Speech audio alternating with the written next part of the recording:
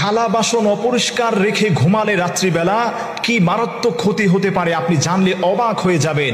আমাদের সমাজে অনেক মহিলারা, অনেক ফ্যামিলি এমন আছে, রাত্রিবেলা খাবার দাবার খেয়ে যে যার মতো করে টেবিলের মধ্যে, রান্নাঘরের মধ্যে আমরা আমাদের জিনিসগুলো, ঝুটাফাটাগুলো আমরা সুন্দরভাবে ফেলে রাখি, আমাদের হাঁড়ি পাতিলগুলোকেও আমরা অপরিষ্কার করে রেখে দিই। যদি আপনি এটা করেন, খবরদার, আপনি সতর্ক হয়ে যান, মারাত্মক বিপদ আপনার জন্য অপেক্ষা করছে। রাসূল সাল্লাল্লাহু আলাইহি ওয়াসাল্লামের সাহাবী হযরত আলী রাদিয়াল্লাহু তাআলা আনহু থেকে বর্ণিত হয়েছে, হযরত আলী রাদিয়াল্লাহু তাআলা আনহুর কাছে তার যুগে একজন মহিলা এসে বললেন, ইয়া আলী, হে আলী, আমার ঘরের মধ্যে তো কোনো বরকত নেই, আমি তো অনেক টাকা পয়সার মালিক, অনেক ধন দৌলত আমার আছে, কিন্তু দিন দিন বরকত শূন্য হয়ে যাচ্ছে, কোনো বরকত আমি পাচ্ছি না। তখন হযরত আলী রাদিয়াল্লাহু তাআলা আনহু ওই মহিলাকে বলেছিলেন যে তোমার ঘরে কি জিনিসপত্র তুমি অপরিষ্কার করে রাখো? রাত্রিবেলা যখন তুমি ঘুমোতে যাও তখন কি তোমার হান্ডি পাতিল যে সমস্ত বিষয়গুলো আছে, আসবাবপত্র, এগুলো কি তুমি ঢেকে রাখো?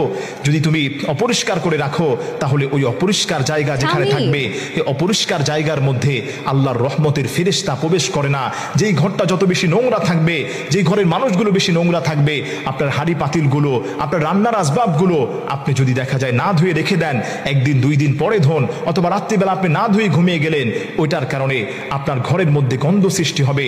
আর গন্ধযুক্ত জায়গার মধ্যে আল্লাহর রহমতের ফেরেশতারা প্রবেশ করতে পারে না, ওই গন্ধের মধ্যে শয়তান যাবে।